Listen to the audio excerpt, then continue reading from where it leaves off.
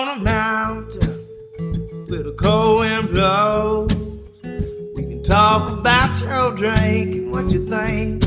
Here, anything goes on a mountain. And welcome back to the Appalachian Podcast. The music that you heard coming in today means two things. One, you're pleased with the music. Number two, means we're up here on the mountain once again. Best regards and wishes to the Harwell Grice Band. We will thank them on the show because this is a special show. This is episode number 100. Huge, crazy milestone. This is also going to blend in with the Woodshop Chronicles, and it'll also be our State of Appalachia Part 2. And that was Part 2. And I believe that's cultural appropriation. Possibly. I'm probably stealing something from them crawdad hunters down in Louisiana. French is not a culture, my friend. So, it's going to be a good night. We're up here at the Blackwater Building and Custom Woodworking Woodshop Studio, which has housed some of our most phenomenal episodes. We've had some of our biggest moments. Yes, they have. So we're back up here again tonight, and we're being joined, of course, by my 1776 celebrating co-host, Simon Lynch. I've already culturally appropriated by coming in wearing a Stetson, cowboy boots, and a, what do you call these shirts? Pearl snap shirt. You're culturally appropriating Caleb Flora, who culturally appropriates some cowboy in Texas, I'm guessing. So this something like that. Yeah, so it's cultural appropriation. It's how I start every show now. What's that? That's how I start every show. Exactly. Cultural appropriation, just to piss people off. Well, good. I think this episode's going to be full of topics like that because you know who we're being joined here by today. If you listen to the first State of Appalachia, which was roughly around a year ago, and it went on for damn near 4 hours.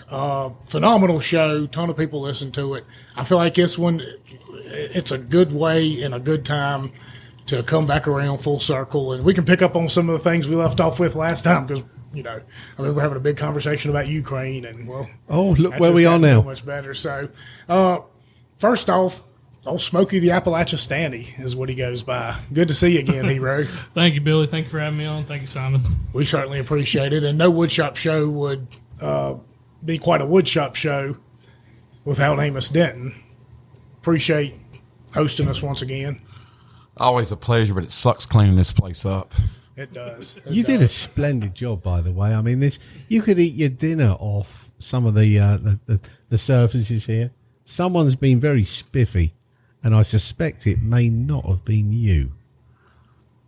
I had a hand in it. Okay, I'm glad you managed to delegate some of it.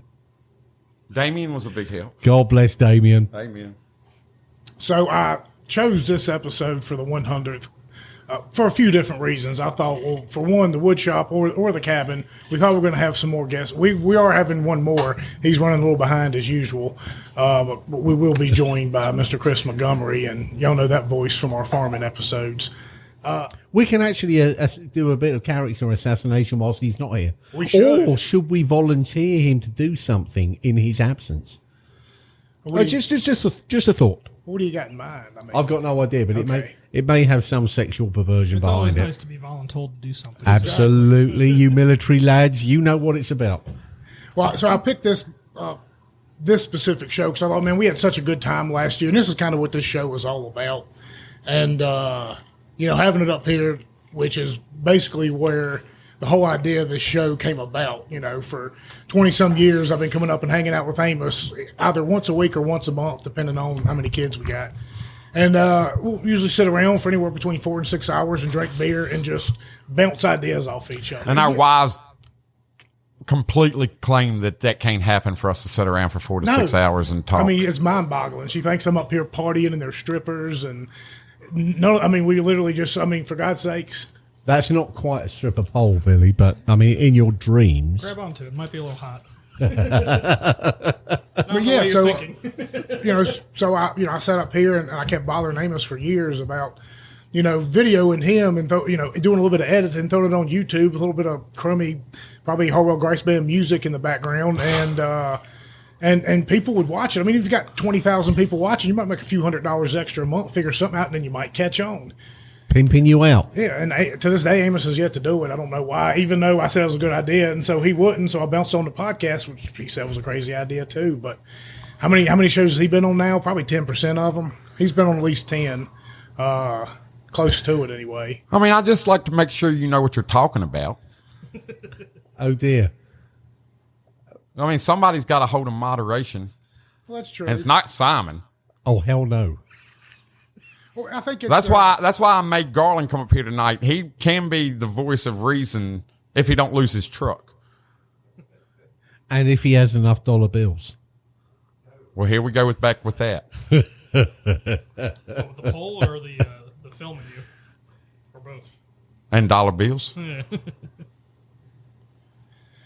So this is just a great spot to do this show, and I feel like who knows who else might show up in here tonight. It might be one of those Rhyme Woods, but I thought this topic, this guest we have, it encapsulates really kind of the whole theme of this show. When I started, I wanted Appalachian people to kind of bring themselves together, and I know a lot of people from the outside will sit there and look at this and see a picture and be like, what can four white guys sit around talking about that's going to matter to us? But we're all so uniquely different in this room. It's mind-boggling, and people want to find your ideologies and drive themselves off that. But it's like if you can't sit down and talk to somebody, Amos and me, completely different background. Simon, for the love of God, you're a foreigner. I mean, you're from Jersey, for the love of God. I mean, we all have different ideals. I'm more of an anarchist. You all are more, constitutionalists, and by doing shows like this, I think we essentially encourage other people to come on that might have different opinions or different ideas.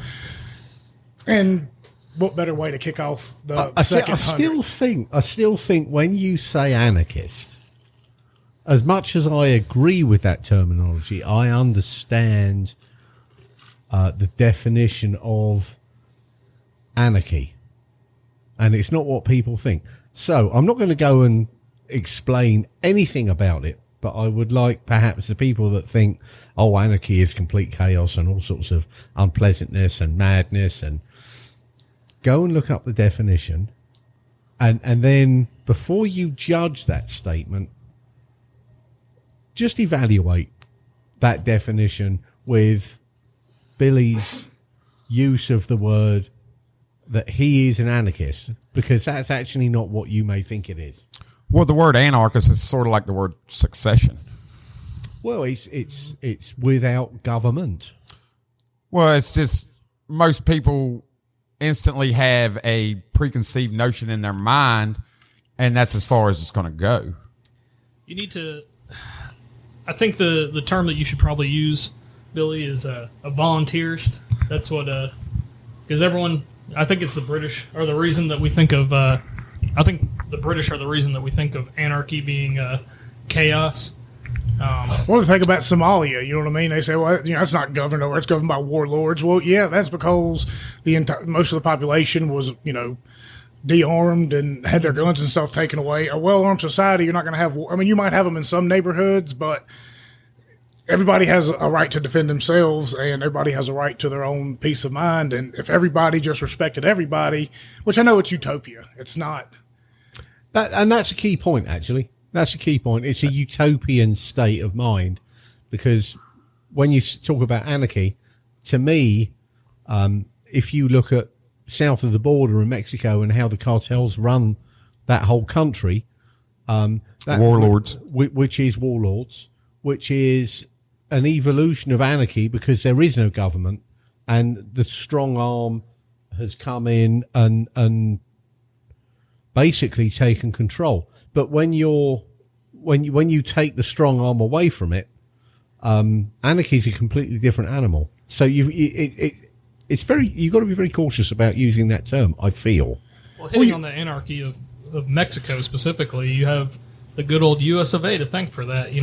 Operation Condor in 1975 led to the war on drugs, which leads to us watching literal cartels take over entire states of Mexico. And one news source I read this past week thinks that the government of Mexico might fall in the next 60 days. Which, I mean, remember, they also told us Ours might too.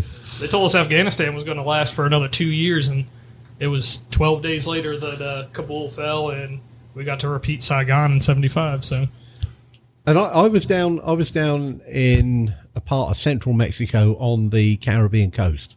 So it was south of Brownsville, which is Matamoros, and it was a significant way, but it was about halfway. Zeta's territory, very nice. Oh yeah, well, I mean, it was a little bit sketchy. We went through Brownsville and Matamoros with armed guards, and you saw in this beautiful old Mexican town square, whilst we're hurtling through there in a convoy, a load of armed personnel, obviously Mexican army, all covering their faces in all the corners of the big town square. And I thought, man, this is kind of screwed up. So I went off, did my offshore thing, came on a helicopter halfway down. I forget the name of the place. And they said, well, you shouldn't really be going out in the general population. We'll take you to the hotel, stay in a hotel, and we'll pick you up, the next day and get you into Dallas or where the hell ever. So we did this, and I had a little chat with the guy at the reception who was trying to improve his English. And I said, well, Pat, what's going on here? I said, I feel as though I'm okay here, that I could go out during the day. And he goes, well, during the day, yeah. He goes, yeah, you can go out. He goes, you could even go out during the night. I said, so what's going on? I'm being told one thing from our security people, and you're telling me something else. He goes, well, last year, he said, we had 5 cartels. And he goes, and it was a bad place. And I went, okay, 5 cartels running this small town. Yep. And I went, oh, that's probably not very good. He goes, but now we've only got 1 cartel. And he goes, everything's great. And that sunk in a little bit. And I thought, you've only got 1 cartel. So that 1 cartel is probably the baddest bunch of gits that you've got on the planet that took out the 4, and everyone seems to be happy with the 1. That made me even more nervous. I still went out and had a good time. I don't care. Well, those cartels will end up being the legitimate governments of those countries. I mean, they're fiefdoms. It's really no different. I mean, it's criminals running pretty much every country on this planet. Cartels running it. They, honest to goodness, are probably eons less evil than the people wearing suits and ties running our government. Here comes the first bomb of the evening. Haven't we got a cartel currently running in D.C.? It's called the Biden Crime Syndicate. Oh, did I say that out loud? Man, I lost my weather balloon yesterday. Oh, boom. I'll spend $40,000 on a missile shooting. It was $11.99 on sale. Yeah. And I'll hit But it with a took $400,000 to get it out of the sky. It's just mad. Hold on, are we talking about the balloon shot down over Myrtle Beach, or are we talking about the potential hobby balloon that was shot down? Hobby balloon over Michigan. Didn't the first missile miss as well? So they had to shoot twice. $800,000 $800,000 to take shoot down $12 out. Shoot down a bunch of nerds hobby balloons from Alaska somewhere. Well, I'm pretty certain. I mean, the man's demented, so who knows what he's actually saying? But I'm pretty certain the president said that all of the balloons were research related and probably American. So we waited for the one actual spy balloon to get out to sea and do What its job. a But at the dickhead. same time, it's his handlers in China told him when he could. Yeah, I mean, I honestly to God, I don't even like, I hate it for Biden. I mean, because somebody's changing his diaper every morning. So, I mean, literally. He's I mean, got you to don't watch that know. videotape every He, morning that honest to says God, your name don't is Joe know. Biden. Look, I can't.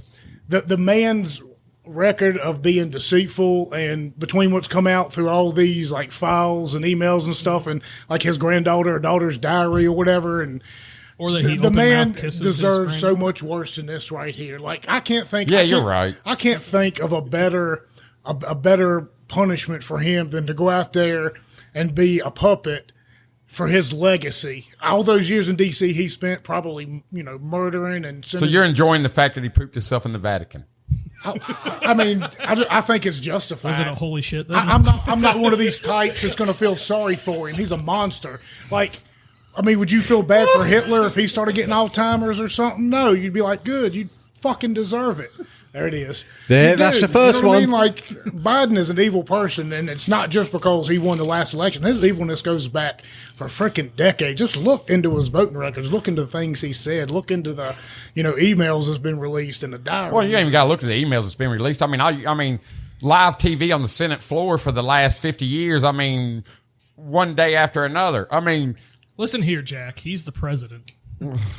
Well, he's voted to send people's kids to die in banker wars. Like, come on, man. Thinks he's voted on the people that Yeah, I died. heard about that too. The cartels in Mexico ain't got shit on the people in D.C. when it comes to carnage and death. They might do it, more barbarically because they're just using, guns and knives and whatnot. But, They're just our not as people in humane DC, about it. They'll sit there and they will drone bomb a freaking wedding or a coffee house and be like, oops. Isn't it fitting that our last action in Afghanistan was to drone strike a car full of women and children, tell everyone it was insurgents, and then when the world proved that it was women and children, we just said, yeah, that was our bad, and then just left. Yeah. What a perfect period to having our 21 lost years. 12 or 13 Marines Yeah. in that particular instance, and how many billions of dollars of military grade equipment. This man needs to be held accountable. And now they're selling that equipment to China and Russia. Yeah. You see Holosun came out with a bunch of new Yeah. optics recently. I mean, it's finding itself that weaponry is finding itself on the battles of Ukraine. Well, I mean, they let the guy out of jail and sent him back to Russia so he could go over there. He could create the deals for it. Do you think that Russian citizens that were adults in 1990 are like, oh, it's interesting to see America collapse and all their hardware showing up in Africa all of a sudden? Yeah. Ain't that the case? You were talking a little bit ago about how, possibly the anarchist state of mind is utopian, but wouldn't necessarily, realistically speaking, isn't it utopian to think that the United States are the good guys, or that we haven't, that we're the rah-rah good guys throughout the country? There's a way. Talking about Mexico specifically, the area that you're talking about, if it's the Zetas cartel that I'm thinking it was a special forces unit that the United States trained to fight the cartels for, I think we said they would get like $40 a day, and the cartels went up to them and said, how about we pay you $150 a day? To not fight and then us. then they became a cartel themselves. So With American Special Forces training now. exactly. So, I mean... Mujahideen. yeah.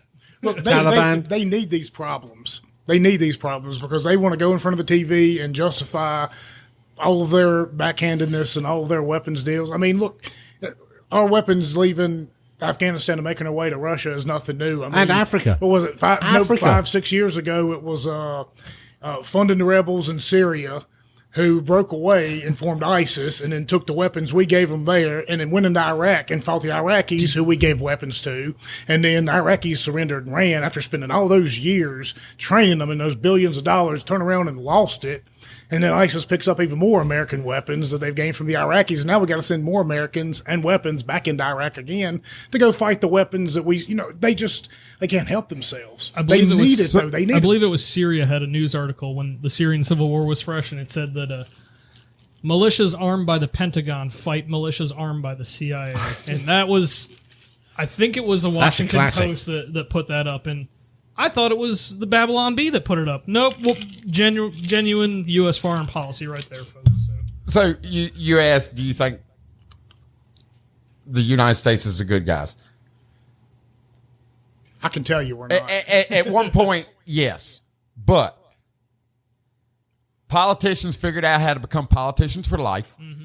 And politicians figured out that they could make a lot of money on kickbacks from government deals during times of war through private absolutely. contractors.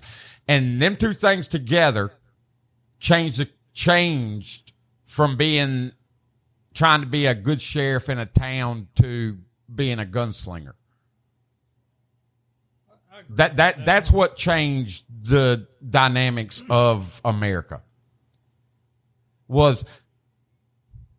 I can be a nobody. I can go to DC and I can become wealthy instead of I've made it in life. Let me go to DC and try to help my community. Yeah, it was supposed to be a service, not a, yes, it not was. A friggin' career. And, now you could go be a poli-science major at any of the local universities and go and, become a professional thief and not spend your... You're talking about like a thief and like stealing women's luggage? Oh, I have yeah, a a professional poli-sci thief. degree. Thank you very much. Oh, do you? It's okay. I've got a criminal justice one, so we're both useless. I can use it as toilet paper. I'm a high school dropout. Don't worry. Probably You're find the most something to roll successful up one in the room, though. No, Garland. I don't know. Simon's got some travel inside him too, and he's always good for a new story. Oh, I've got a couple of stories, but they'll evolve and come out during the course of this podcast, I'm sure. Well, I feel like that. Can we get back to where we're the good sheriff in a small town, or I don't know. The fact is we're not, and if anyone has an ounce of, I don't know. If anyone can join the dots, all right, and that requires critical thinking, right? Not critical race, critical thinking. Then it's pretty self-evident that what's been going on in Ukraine, in particular, with the money laundering, the biolabs, all the iffy trades that Hunter Biden has been involved federal in. Government. The federal government just sending billions in cryptocurrency and then back funding the Democratic Party and all that bullshit. We didn't even get to cover cryptocurrency. And if we think we're winning that war, someone needs to wake the fuck up, right? Because the news that I see and that I look at, the Ukrainians are being decimated. The mercenaries in Ukraine are being decimated, and the Russians are just having Did you see the same video I saw this morning of the children being conscripted out of that one village, and all the mothers stood up and said, "You ain't not fucking here. taking our kids." And it's turning. So how Children have anyone always fought thinks wars, but I mean, this is like 12, 13-year-old. This is African child soldier. Oh, they're gonna absolutely. retire at 20 with 20 years experience. it's so immorally disgusting. I am staggered that the mainstream media bunch of wankers can't even they can't even put this out that we are the bad guys in this fight. So I guess in my mind, my big question is, should we care? Should we take care of our corner and scratch the rest? Well, we were the ones that instigated this whole mess in the first place. No, I'm saying completely local. Well, how many bases have we got internationally? Probably over 300. Probably over 1,000. God. How dare you, Iran, putting your country so close to our military bases? You obviously want a fucking war with us. And this is where the foreign policy and the clowns and the Pentagon and the war machine that runs this country are going to have to be held to account at some point, because you're not only expending American lives in these wars of I don't even know what to call them. They're just banker wars. They're over. They're banker wars. They're banker wars over pipelines and resources. Yeah. And that's all it is. It's just modern day.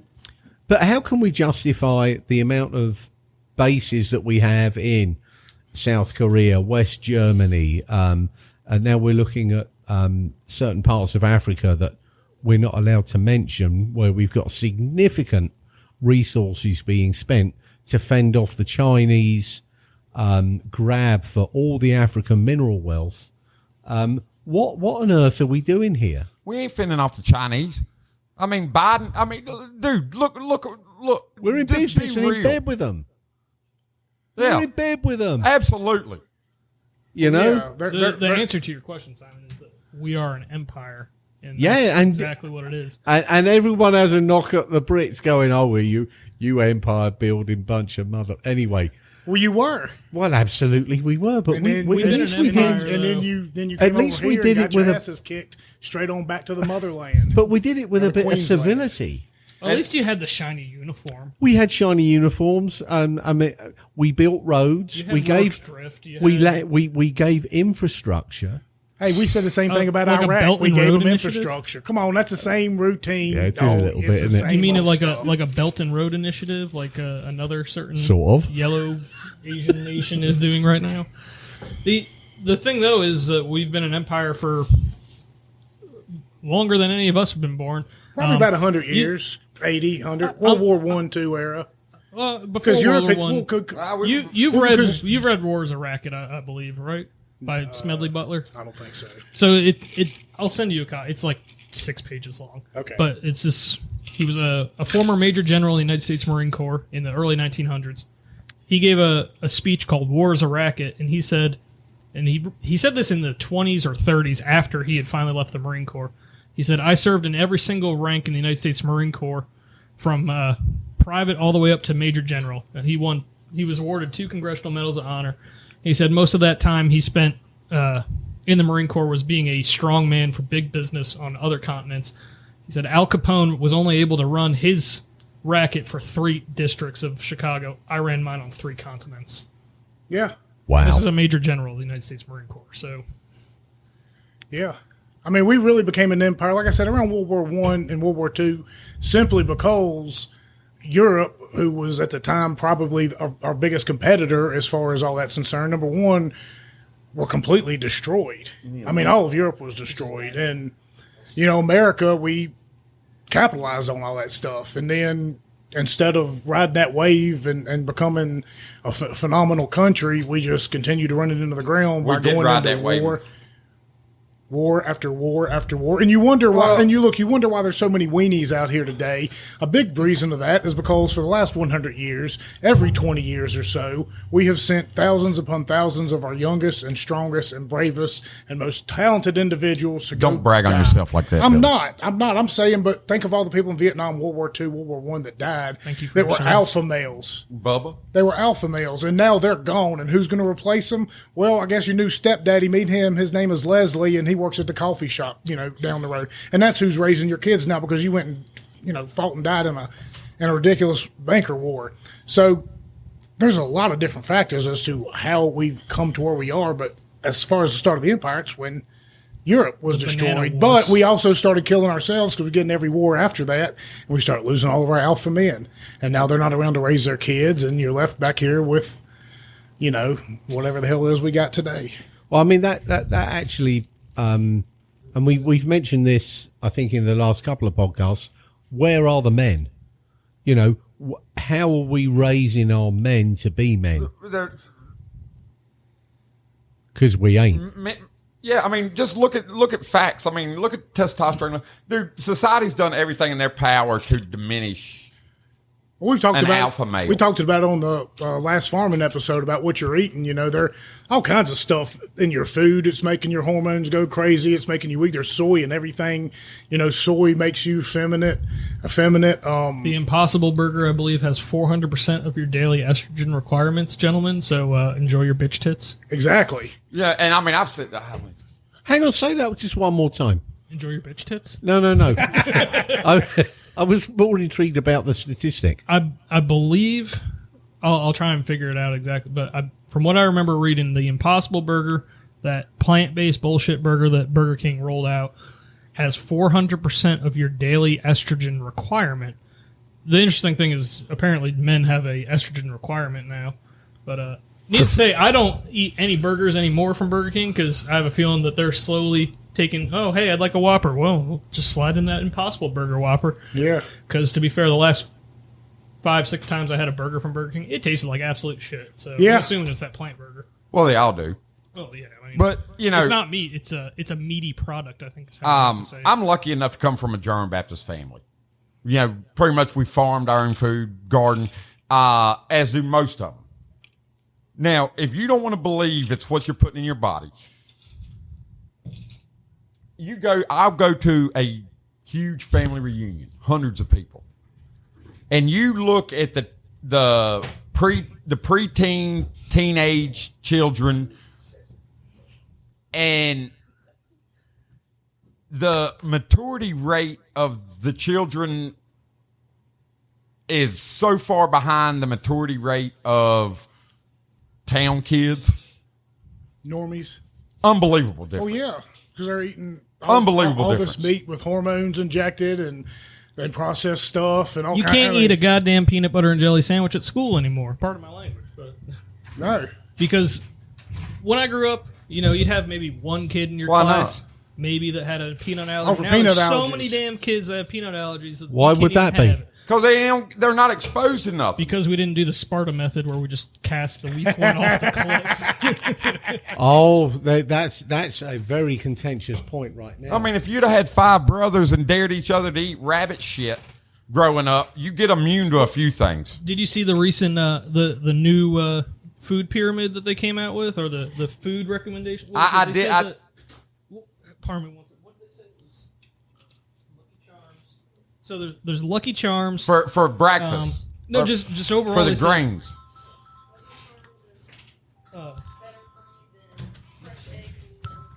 Yeah, Lucky Charms is better for you than fresh eggs, fresh milk, fresh meat, and fresh cheese. Apparently, a sugary cereal product. I mean, I am a little Irish, so I take slight offense to that because I know everything from Ireland's shit. But But just think about the difference. that's the new food Well, pyramid. eggs are by the also way. apparently causing strokes or myocarditis or something now too. No, that doesn't happen. It's called a coincidence. I mean, that was the headlines When I was I have seeing. a heart palpitation, I know to shout, The- "Oh the no, sa- I'm having a coincidence." Just like it's a coincidence that athletes having heart problems is up 300% Just since taking the dying on jab. field. Yeah. That's a coincidence too. Well, did you see that Pfizer or whoever the assholes are in charge of all the vaccines said the other day that catching COVID once is as good as being vaccinated against it once, in terms of preventing you from catching COVID. ever Better. again. Yeah. I mean, you look. I haven't caught it ever. How I mean, you know? Have you been antibody tested? I took one test last year when I thought I was. I'm saying antibodies. Have you checked your antibodies? No, I haven't. So I don't go to the doctor. My dad is religious blood giver. Gives blood, and he went to give blood, and they were like, "Oh, when did you have COVID? Really? You got antibodies." He's like, "I don't know. Never even knew he ever even had it, There we go. but had the antibodies in his blood." I've never took antibodies test. I don't know if I've ever had it. I think the most interesting thing about the whole COVID thing was, within a year they went from you should lose your I was the last one. Don't get too much shit. you should lose your job and your livelihoods, and you should probably be imprisoned or at least isolated from society enough. And then Lose your pension from the military. Then 4 months ago they started saying all these articles came out. How about a COVID amnesty? Because the people that didn't get it were right all along. You wanted all I could us. think about is that scene in The Patriot when the British the British asshole goes to says, "Hey, if you turn in the Patriots and you'll be forgiven." Thank you. That's more beer. And he says if you turn in who you've been conspiring with, you'll be forgiven. So the one asshole in the town's like, "Oh, blah blah blah," and he goes, "All right, now shut the doors and burn the church." And the guy's like, "We'll be forgiven." And he's like, "Yeah, but that's between you and God to fucking remember." Yeah. That's where I agree with him. And I never thought I would, but for all you wanting COVID amnesty, it's between you and fucking God at this point. Yeah, will I mean, not look, forgive you in the slightest. It's such muddied waters because I know a lot of people out there really did have good intentions and might have encouraged you to do it, but didn't take it to some extremes. But there are some people out there. You wanted me to get an experimental, not even a vaccination, experimental shot with God knows what in it. You wanted my wife to get it while she was pregnant just to be able to go and to freaking McDonald's. No, I'm not forgetting about this stuff. I still remember you people out there that were doing it. There's still people out there I see on Facebook getting their 4th and 5th boosters. I'm like, are you? They're getting the tattoos of it on their arms. I was told. I was told. He took them all. I took 2 shots and 2 boosters. The last booster affected my dog. Should we turn his mic on? Is it on? No, it's not. I turned him off. Hold on one second. Let's get him turned on here. Booster affected my joints because I took the second one, and I had trouble out of it. And you went on and got 3, 4, and 5 too? No. Okay. I ain't taking no more. Okay, good. Right on. The way Amos was talking, you done got 4 or 5. I was No. like, no. Look, I don't besmirch anybody for it. Like, No, My I mom do. got it. I don't hate my mom. I do. for getting Not it. everybody. Not everybody.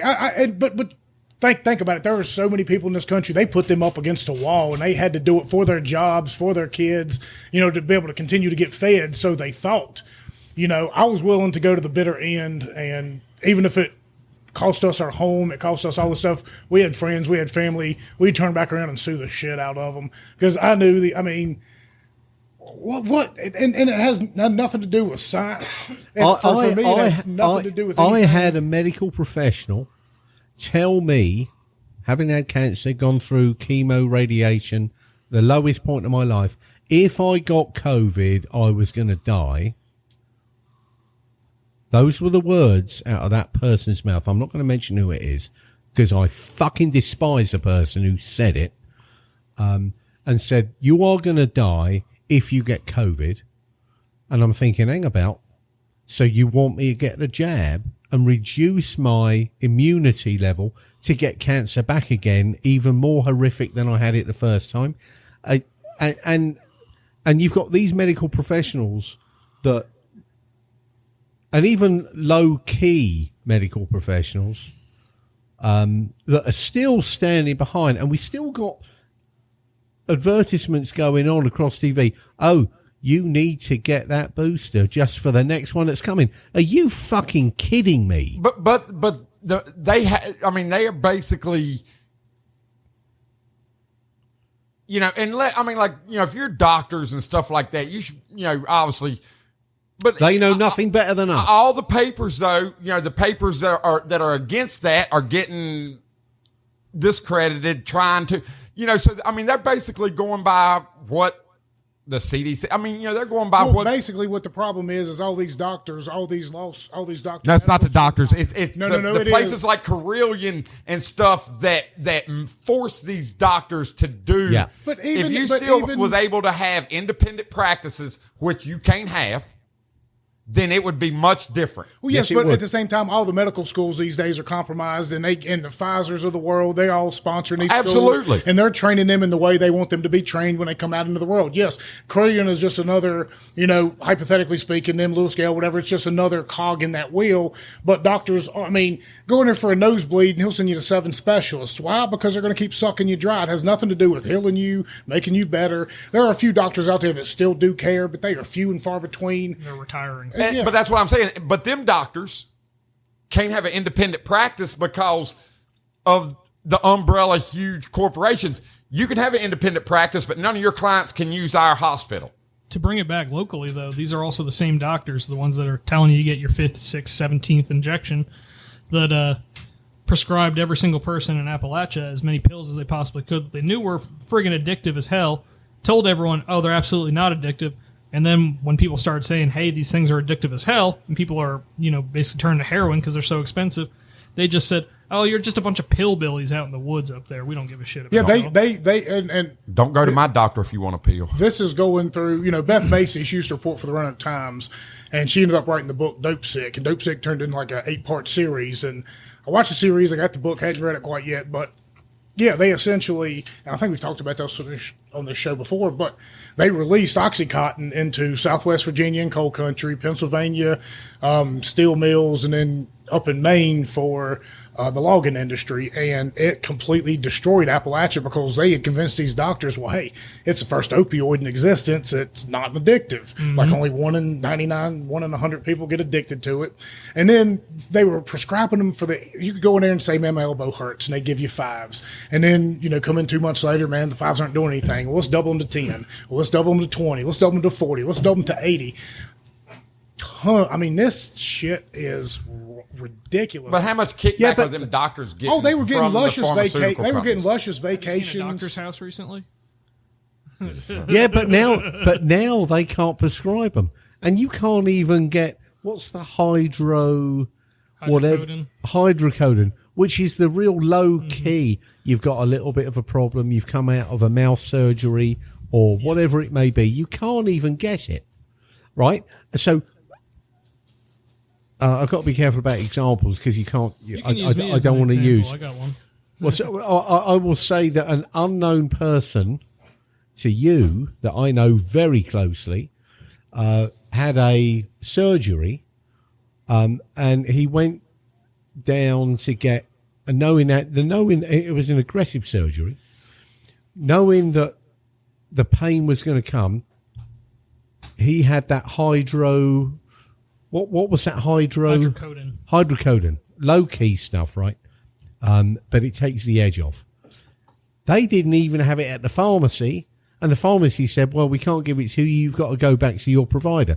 I'm like, what are you doing here? He's had an aggressive surgery, and you can't prescribe him 4 or 5 of those to see him through where the scalpel has done some damage. We know that when he comes after the anaesthetic and whatever they've pumped through him during anaesthesia, that he can't have, or he doesn't have available to him, the pain meds that he does need. And they said, well, we ain't got them. So I mean, it's a fucking shit show.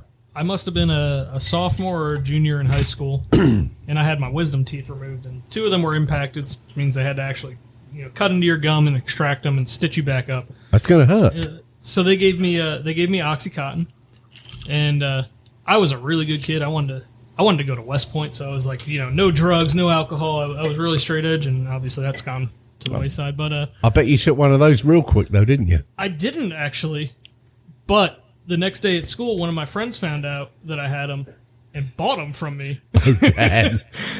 So, I mean, I was a drug dealer, so that probably would have got me out of West Point pretty quickly. But, it wasn't available to someone that potentially needed them. Now. Yeah. Nowadays, Yeah. So now it's gone full circle. They overreact. It went from everybody, you got a splinter in your finger there, Simon? We'll give you all these oxys. You'll be fine. Yeah, Oh, yeah, yeah. and Now you go it's, to one hey, doctor. my leg got amputated and I got Have an scalded. Advil. Yeah. Take a Motrin Collis in 6 weeks. People would literally go from one doctor to another. They'd hit up 4 or 5 doctors in a day. Some people would travel all the way down to Florida and hit up like 9 or 10 doctors and then drive back up here and turn around and sell the stuff because, number one, it was that easy to get, and number 2, people were that addicted to it that now what? methadone clinics lined up people out the yin yang the in bad thing Southwest is, Virginia and coal country. all these people that, was doing all that, say they go in for they're in a car accident, so they go in for a bad procedure, and a doctor ain't allowed to give you but so much. Well, if you have an immunity built up like nobody's business, it ain't even affecting you. So then you wake up in the middle of surgery, and now you're going to sue the hospital because you woke up in the middle of surgery because you've been abusing meds for years, and we got you. They're giving you the max amount they can give you, and it still ain't knocked you out. Well, I had a liver ablation. If anyone knows what that is, I've had them a few weekends. It was it was to take care of a couple of spots of cancer on my liver. And they said, well, if we internal of the liver, everything should be pretty good. We'll go in, we'll burn it out, done deal, fantastic, off you go. So I thought, I'm going to come into this liver ablation, and it'll be, I'm out because I quite enjoy anaesthetic, funnily enough. And I'd be good as gold. I came out of this surgery, and it was like, good Lord, what just hit me? Because I was profusely sweating in a pain I have never felt before. It was unbelievable. And they gave me more medication. And I went, well, that's okay. Now I've got to get out because I'm not spending a night in the hospital. There's not a chance in hell. I'm getting out. I'm going to go to wheel me out to Heather that's waiting in the car. Get me in the damn car, get me the hell out of here. And I said, well, what medication am I going to get after this? Because I couldn't think straight. I said, well, you got a couple of Oxycontins or whatever they were. And I said, okay, all right. And I could barely function with them because the ablation had gone a little bit closer to the outside wall of the liver where all the nerve endings were. So I wasn't exactly told the truth about how painful this thing was going to be, and I've broken multiple bones So I know about pain. I wasn't going to pussy it. And I came out of there, and they basically had to manhandle me into the car. Heather drove me home, bless her, and every bump was it was unbelievable. I'd never experienced a pain like it. I got to the house, and my in-laws were there, and Heather was helping me out of the car, and I saw the colour of their face go, oh shit, what have they done to him? Heather had to carry me in the house. I lay in the bed for a couple of days, and it was Oxycontin or oxycodone or whatever the hell it was. And I had at least a month's worth of supply for them. And thank God I had them. You should have ate a Floyd Brownie. Or a Floyd Brownie. Well, I tried that too. So what I'm saying is they have their place. But now it's got to such a point where if you are genuinely in a problem, you don't have access to them. Now, that's not medical care. Oh, take an Advil. You can go fuck yourself, because I'm telling you now, an Advil ain't going to touch it. So we got a problem. Yeah, too much government regulation, too much government bribery, too much government, period. That's essentially what caused the entire problem in the first place. And, you know, in that whole situation, you know, the FDA was basically turning a blind eye to what they were allowing to pass through, knowing it was addictive and all this kind of stuff. So, I mean, they're all bought and paid for. Everybody top to bottom. That's the whole thing. Take us back around to COVID and the beginning of it. I didn't trust it because I don't believe in the science and I want to kill grandma. I didn't believe one bit of it because the government was pushing it so hard. And I told my wife, I said, anything that the government says, you just go with the direct opposite and you should be pretty good. I mean, just look at their track record. Well, I mean, and that's all it boiled down to. And I said, you know what, the more they try and shove it on us, the more I'm going to resist, because they've got clear ulterior motives. Well, I mean, let's be honest though, like, you know, the smallpox. I mean, there's been vaccines through the years that obviously were good. They were vaccines. And it took them 10, 15 years to come up with that vaccine. Oh, it took them 10 or 15 years just to get it patented and passed How through. many anthrax vaccines did you get in the military, Billy? I got 3. We were supposed to get 6, and all of a sudden we didn't get the other 3. Nobody ever told us why. And, you know, it's probably a big part of why 22 military veterans are killing themselves every single day, because, you know, they got shot up with God knows how. There's no telling what I got shot up. And so I was like, no more. Technology's been good for the medical industry. Technology's been good for everybody. But it's getting abused. For the Taliban. That's right. Yeah, I mean, it really does. But Well, hang about, though. I mean, this goes into another topic that's kind of dear to my heart, because we've got some guests staying at the house now that their sons have had some absolutely horrific allergies that are related to, in my opinion, and it is my opinion, but it comes from figuring a certain amount of this out, is that they've been vaccinated and the vaccines hold a peanut oil binding agent. And this has developed into various allergies that have only really got out of control over the last, let's say, 30 years. We'll say 30 years, just for shits and giggles. Peanut oil, the key ingredient in the American diet, too. Well, and it's caused an immense amount of problems with wheat germ, with nut allergies, and these are serious allergies that are life-threatening. And these weren't around when I was a lad. It was just like, how these aren't actually, these are very easy dots to join together, and no one seems to want to join them together with all the allergies that kids are seeing now, with food allergies, whether it be peanut, any nut allergy. What's the where you can't have wheat? What's the wheat one? Gluten. Gluten, hyperglycemic, all of that.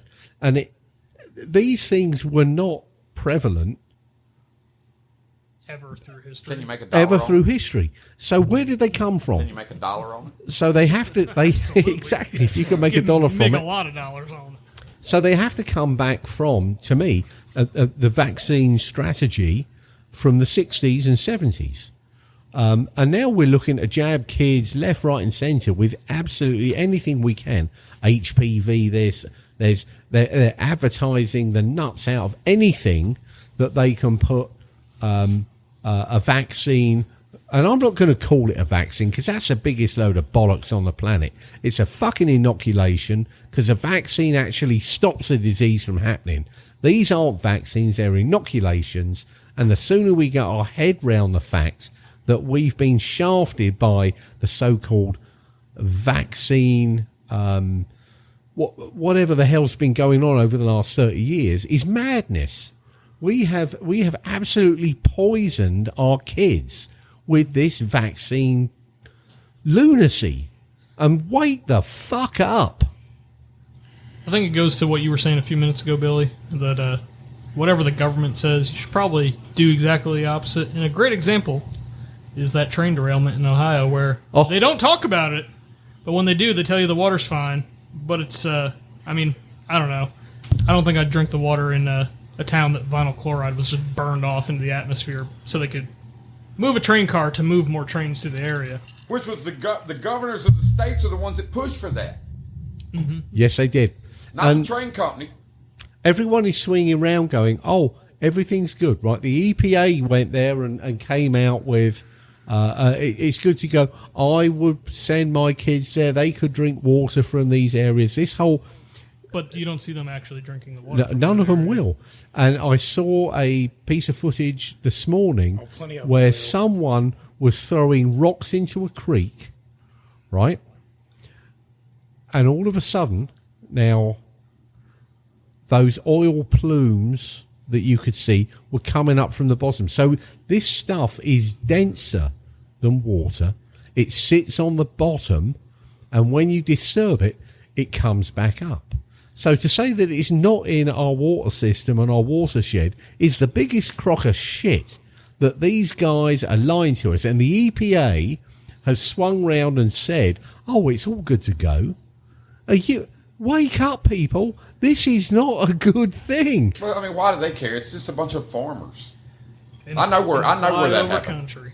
That's all German Baptist country. If you want to know, I've dealt with the EPA most of my life. My hometown, old iron mining town, Ford Motor Company dumped a bunch of old toxic waste into an old mine shaft in my hometown.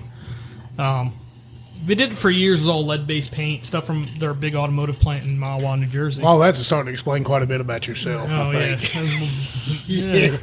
Hang on, my eye's twitching. The third eye. Yeah. So long story short, they put all this toxic waste in the ground. There's an old African-American community, of course, that lives right on top of it. Of course. Told them it was absolutely fine. In fact, paid them to help, bury it. Well, they've come in 3 separate times, declared my hometown a Superfund site, which, if you don't know what that means, it's basically we need to give it as much funding as possible because it's going to take tens, if not hundreds of millions of dollars to remedy this. They've declared it a clean site 3 separate times, and each time they've come back, they've pulled out more toxic waste than they previously thought was possible there. And now their plan is we could never possibly pull out all the toxic waste in here, so we're going to cap it and put a recycling center on top of it. This is from the EPA. There's actually, if you want to read anything about it, the Bergen Record newspaper in New Jersey did a 2-week series about it called The Toxic Legacy for Ringwood, New Jersey. I grew up in this town. I'll admit I was in the not slummy part of it, so I had nice well water that was higher than where this mine was, so I didn't have to worry about it. But I worked with a lot of these folks, and they've got horrible amounts of cancer that have never struck anywhere in this entire community. And fun fact, this mine is 2.5 miles from the Wanakee Reservoir, which supplies drinking water all of central New Jersey. I mean, it's New Jersey. I don't really care. But that's a lot of people whose drinking water basically is every single day this shit's just leaching into it. But the EPA says, oh, it's fine. We'll just cap it. So We don't got nothing to worry about. I'm starting to understand a little more about Jersey people. So this, I don't even understand them. We- That's why I left. yeah. So we're touching on so many different topics, and I kind of want to narrow it down a little, if we can, if we dare, to the state of Appalachia, and where are we now, as to where we were last year with Better the off than conversation in the conversation that we had. Always be better off than And I think we're in a significantly more fragile place than we were when we had this conversation last year. And I am deeply disturbed about where this country is going, and the ability of its political system to do the right thing. And quite frankly, it can't. I still believe so. Since we talked last year, I became even more of the only icon at the head of the State of Appalachia movement. So we pushed into exploring the idea of trying for nationhood, like how there's the New Hampshire exit people, there's the Texit people that want to have basically Brexit for Texas. There's the Cal exit people, so why not Appalachia as well? Whole bunch of other ball game as far as stuff I started looking into, and I realized really quickly that I'm not going to be able to do this by myself. I think the thing I've kind of started hitting on recently is I'll always support an independent Appalachia. I believe in national divorce, peaceful separation of the states. I think our country is far too large for how it's being governed ineffectively. Take Virginia, for example, where our by 2025, I believe, we have to have only electric vehicles being sold 35. in Virginia. 35, sorry. Yeah. Ooh, how generous of them. Yeah. Because California decided that, so naturally... How did we get to tie that? By the way, that was Governor Northam. Lord Blackface. Yeah, Lord Blackface himself. Yeah. So, are we repealing these laws, or have we got a They bunch? tried to, but the other day it was defeated in So, Senate. so it was defeated in Senate by a bunch of Northern Virginia arseholes. Mm-hmm. People that don't actually represent Virginia or Appalachia. in the Absolutely. slightest. So we are now in a position where we are no longer represented by our state. Now, everyone should be extremely alarmed about that, because Absolutely. and here comes Chris Montgomery. He is in the house. But I don't want to. The seriousness of that thread is really disturbing. I agree with you. I think so. What I found out, like I said, was that there's Sorry, we're fist bumping our man Chris here, who's looking very shaggy with his winter coat. I had to try in the middle of the driveway and get him the moon, get him up in there. He was getting lost down there somewhere. the thing I've started harking on is that I don't necessarily believe there's a political solution to all of our problems, so I've been pushing more towards building independent communities. And the one thing about Appalachia is we're a community within a community, and every town has its own communities within it. But it's still, if you look out of a larger, look at it from a larger altitude, there's still the majority of people that don't know who their neighbors are. They don't know where their friggin' food comes from in the grocery store. Valentine's Day the other day, I went to go buy, my wife and I a steak for dinner, and the cheaper cuts were from Australia. Why am I buying fucking meat from Australia? You should be buying it from Foggy Ridge and our man Chris Montgomery. Yeah, I absolutely spent the extra money that I didn't have to get the USA cut, even though it didn't say where in America it came from. But we're in prime cattle country here. You really need to get caught up. I know you'd said before we got on that Yes, I know. you stopped listening after our Rocky Mount political episodes, but we had, I think after that, 2 farming episodes. I think Yes, we did. You know what? I did listen to the first one, I believe. the second one's even better, Okay. in my opinion. And that's when we kind of talked about the FDA and where to get local food. I mean, just, I know you guys were talking about the farm to table. Yep, that concept. Yeah. So that's stuff that I've been hitting on recently. The idea of we all want to be homesteaders, even if the government won't give us 150 acres just to show up anymore. My little homestead's only 9 acres, but at the same time, until last year I didn't have that, and so the concept I've been looking at is call it a hubstead, where hey, I've got a little bit of land here. I know a little bit. If you're in a friend of mine that's in a city or even just in an apartment complex and you don't have a place to farm or learn these trades, but you want to, why don't you come on down to my place for a weekend? Give me a weekend's worth of labor, and I'm going to teach you how to do these things. And I'm going to give you a little plot of, a little space that you can also start your own garden in. I'd like to jump in on that. We done a little. Welcome, Chris. Hey, what's going on? Sorry, I just getting started. I heard if you're late, you're on time. Yeah, that's right. I'm always late. I'll be late for my own funeral. I heard some people was processing some hogs and they didn't do anything with the head. Oh, come on, man. And so I said, don't throw the heads away. I'll come up there and get them. And if you cut, it's called, I call it the jewel. The cheek. No, Oh, it's up underneath. The jowl. The jowl. Man, you talking about bacon and make you want to slap your mama? Anyway, I got 7 hog heads in the back of my truck. And that's what we don't get in the store. Mm-hmm. We got that corporate horse shit from probably is horse flesh with a couple of lines drawn on. Well, I mean, but there's the tragedy is none of us get the opportunity to buy the cheaper cuts of meat because they're not made available in the stores. And what you get in the stores now are these 3/4 inch, maybe 1/2 inch, and they do them as pork chops. It's a crock of shit. I mean, I wouldn't want to cook them. Do you know what the difference between a pork chop and a tenderloin is? Come on, man. The bone. The bone. The bone. But I wanted to jump in on the teaching part. Mm-hmm. So I'm in a special group. We know. Your classes are all attended in the room that's next to the boiler room at the bottom of the high school, right? Yeah, that's exactly right. Oh, yeah, I know. Anyway, the friends that I hang out with, we got together and tilled up. I don't know. It was a little garden. I mean, it's big for a family of 3, but it's small for 6 Quote, or 7 unquote, people. farm, yeah.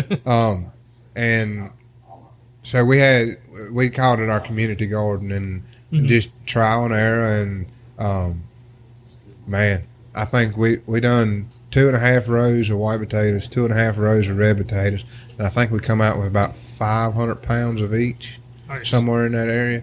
And then we done corn. But the goal behind it was for the younger kids that didn't really grow up gardening like I did, to be able to get their hands in dirt and learn how to grow stuff, so that as the older generation passes on, they can keep that tradition going. Absolutely. Because at the rate we're going as a society, we had a vet check Monday, and I won't say no names, but the vet's got a son who's 17, 18, and he went on 2 dates this past weekend, and the girls, he's not a real high social media guy, and the one girl he went on a date with, she had like 1 million Snapchats, and he had like 50,000 views on her Snapchat, and he had like 50,000, and she was like, "We can't date. You're not popular." And the first thing that went through my mind was, this girl's in for a lot of hurt because she thinks that good looks and popularness on the internet is going to get her through life. She's just 6 years away from a tramp stamp and an OnlyFans. Oh, damn, that was cool.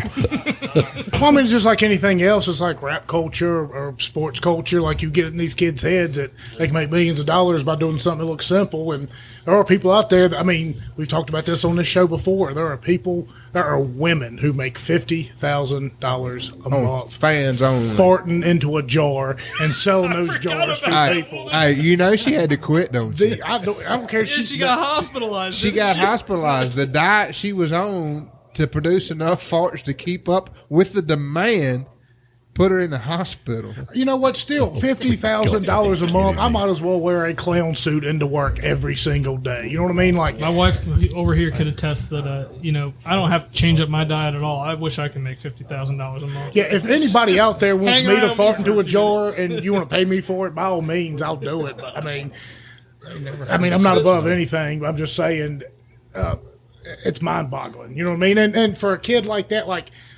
Social media, it's like another drug. It's endorphins. Like these likes and these comments, they are created to force a young person to have dopamine rushes to where they get high off of it essentially. That's And for him, I would say she just did you the biggest favor in the freaking world by letting you know where her mindset's. Go find you a girl in church or something. Yeah. That If nothing else, I've been divorced one time, and in that process, I was at a pretty low, and I had a fella tell me one time. He said, "A beautiful woman will become ugly with time, and an ugly woman will become beautiful with time." And at that stage of my life, I was pretty messed up, and I was, "What the hell are you talking about?" But I'll take an ugly woman over a beautiful woman anytime. I'm married now, so ladies, you back off. Lady Astor put it beautifully back in I think it was the 40s, when she said to Winston Churchill, "Sir, you are drunk." He replied to her, "Madam, you are ugly, but I will be sober in the morning." and so what he meant by that was, a woman that's not necessarily a 10,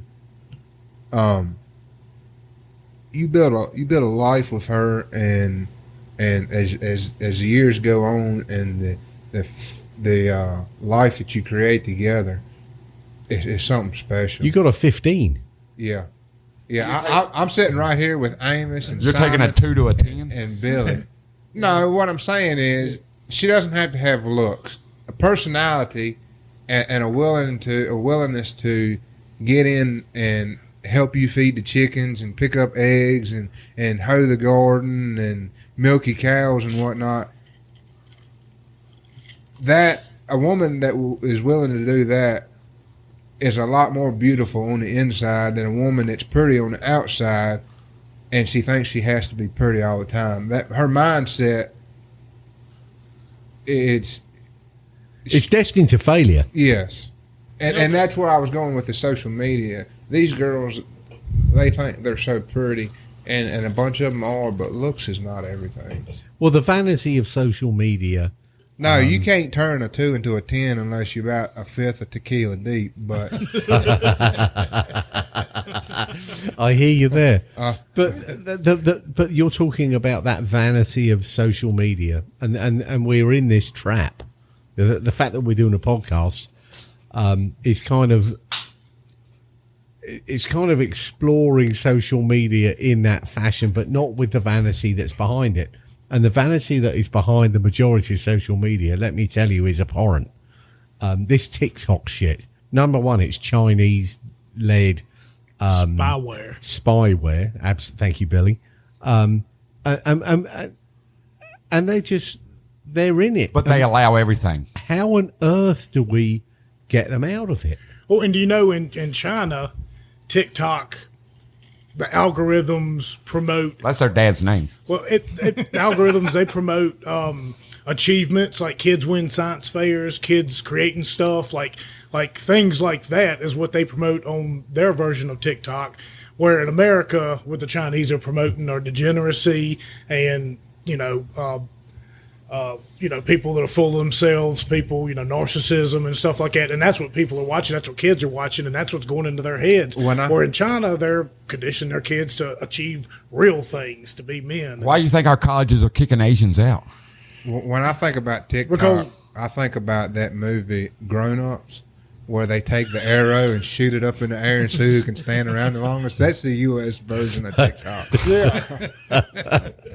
It really is. Run, you dumbass. Did you see about that the North Korean defector that is attending Harvard University?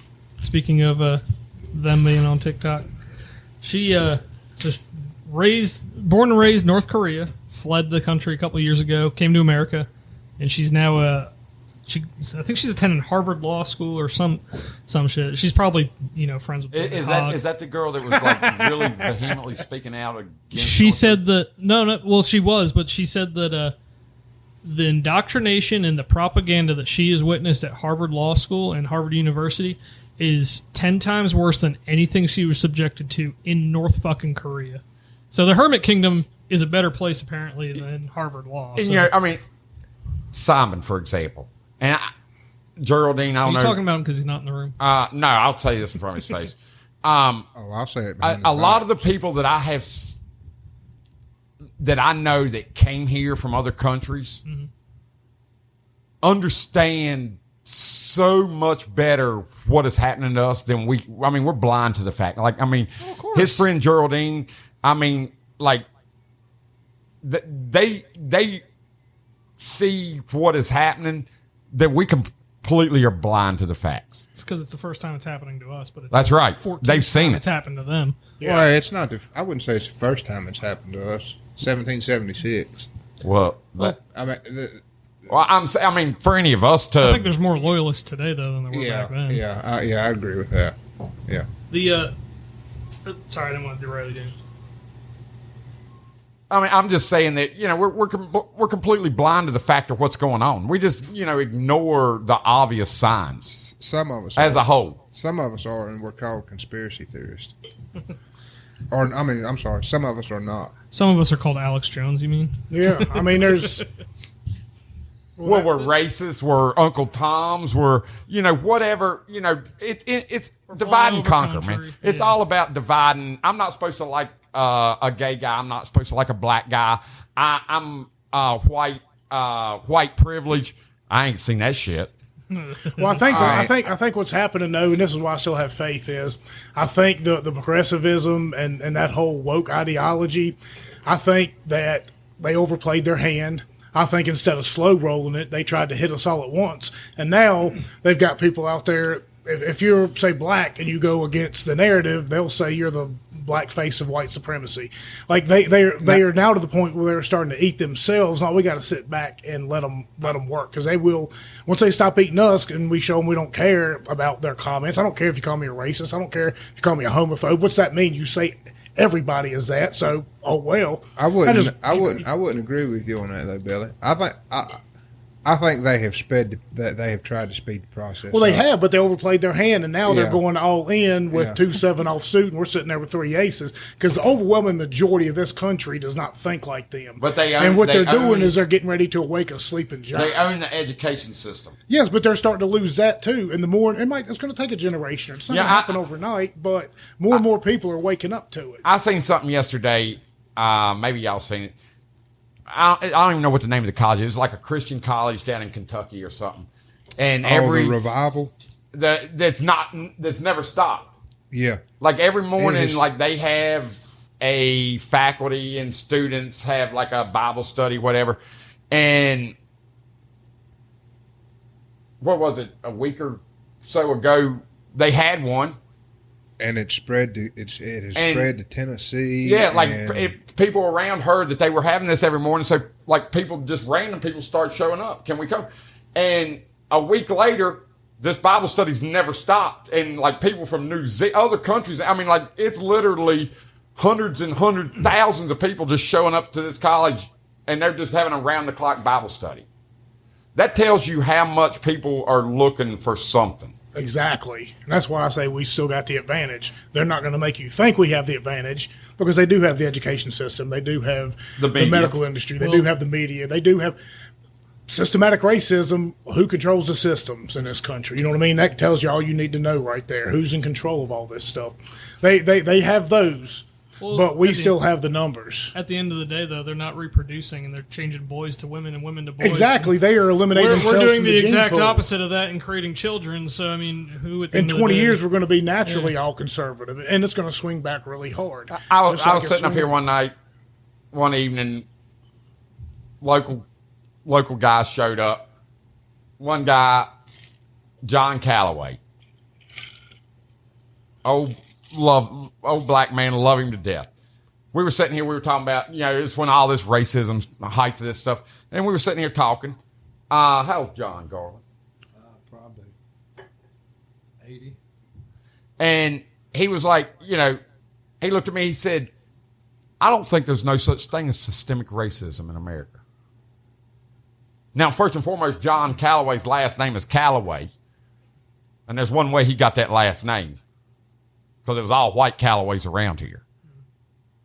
They all go to the same family reunion. He was like, yes, they do. Have you ever looked at somebody and didn't like, he was like, systemic racism. He was like, that means you just hate somebody because of their color. He was like, when was the last time you looked at somebody and just didn't like them because they were black? I ain't never. He was like, nor has very few other people. Yeah, you got a few people that, but he was like, that systemic racism is just a phrase put out there to divide people into a category. It derails a conversation and diverts to talking about systemic racism. And that's from an 80-year-old black man. Oh, I mean, I've had people come up to me after having some of these shows and say, man, I'd love to come on and talk about some of them issues with you, but, half the family split on it. I'm talking about black fellas. Half the family split on it. I don't want to, piss off one half or the other, but he said, man, I'll sit there and tell you. He said, I know black people that are just as racist, or if not more racist, than any white person I've ever met. And he said the problem with it is everybody out there is teaching their kids to, like, essentially spot racism. Find racism, where he's going to raise his kids to recognize it. You know what I mean? If you're teaching your kids to find it, they're going to find anything they can to scream it. And that's going to dilute the entire problem altogether. But if you teach your children to go out there and just recognize it, then they'll know when it's happening, they'll know when it's not. And, it's back to you ain't got to teach your children to recognize. It's back to be good. I mean, unless you have a reason, be good to everybody. A kid will recognize when something like that's going on, and you don't even have to teach them. No, they'll pick it up and they'll take it around with them. Oh, absolutely. Yeah. But I'm saying this is what he was, this is what his, coming from his point of view is what he was saying is, I want to teach her how to just recognize it, and I think that's the biggest problem is it's just one of these tools that they use. Why'd you lick your finger, Amos? It's because we're not that racist. We're not. I mean, like there are racist people all over, white, black, Hispanic, French, everybody, everywhere there is racist. But for the most part, we all get along just fine. We all go to bars and hang out and sing songs and watch football games, and everybody goes to concerts, everybody hangs out and stuff. And it's only when you turn on your TV do you ever see that we just can't get along because we're different skin colors. Did you see reality won't tell you that. I was born in 1990, and to this day, I've never had somebody spit a racist slur at me that was white.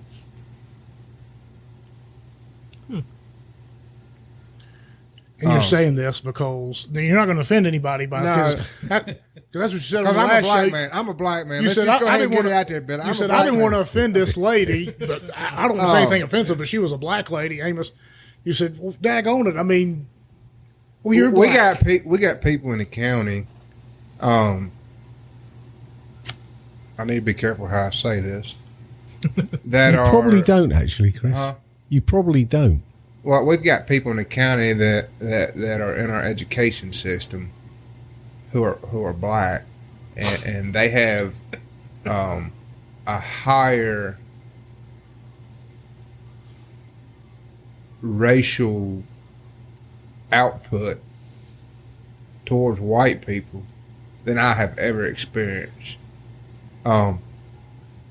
It's just 2023. Move the fuck on. Did y'all see the old coach? Was it the Chiefs coach? Herb? What's his name?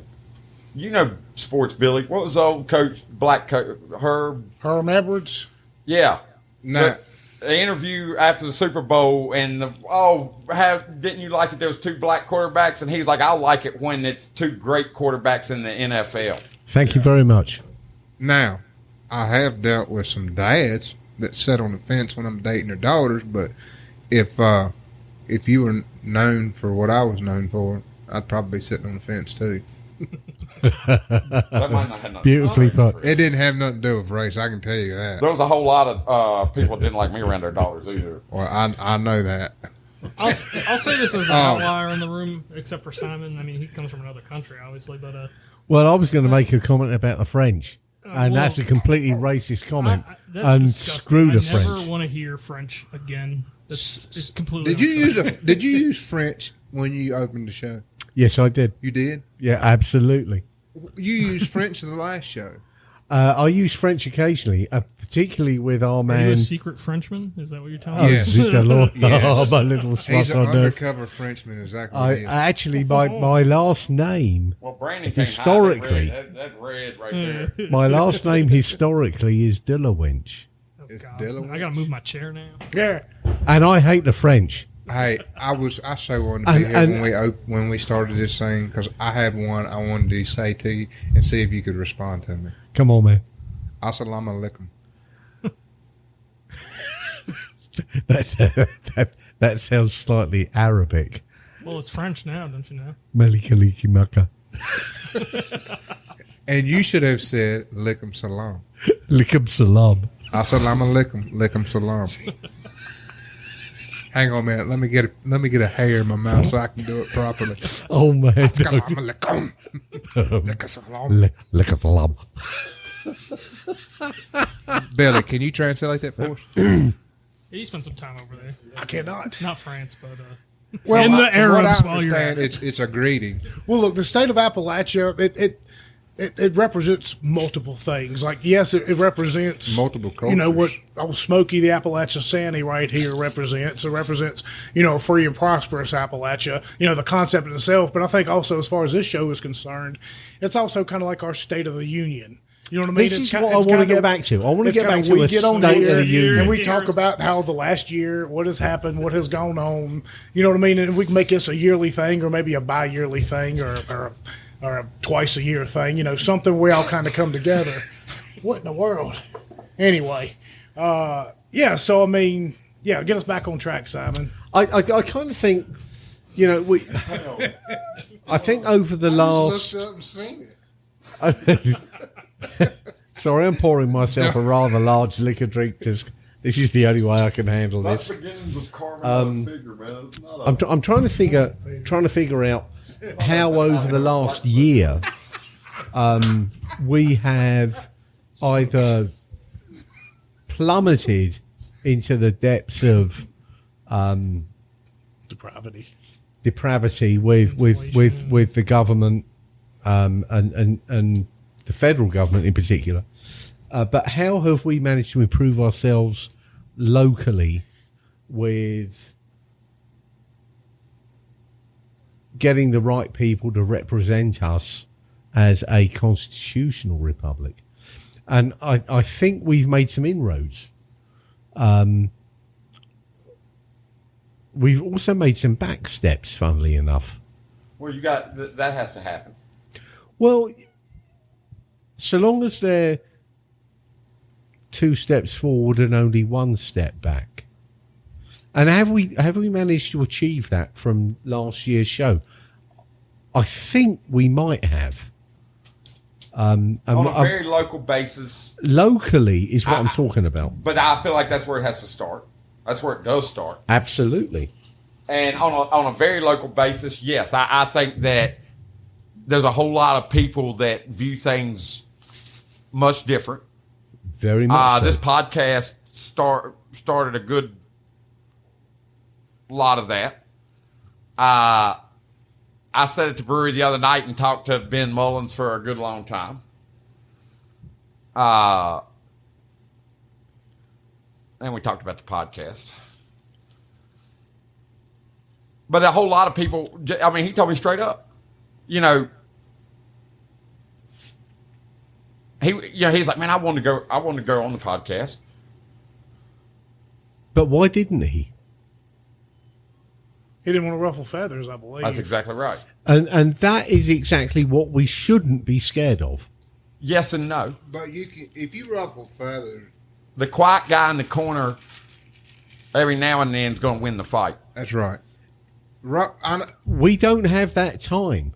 We do But not that's the have problem. that time. We don't have the time to do it the other way, because you ruffle feathers and people get upset and say, "Oh no, I ain't voting for him." Then you got the same jackass for another 4 years.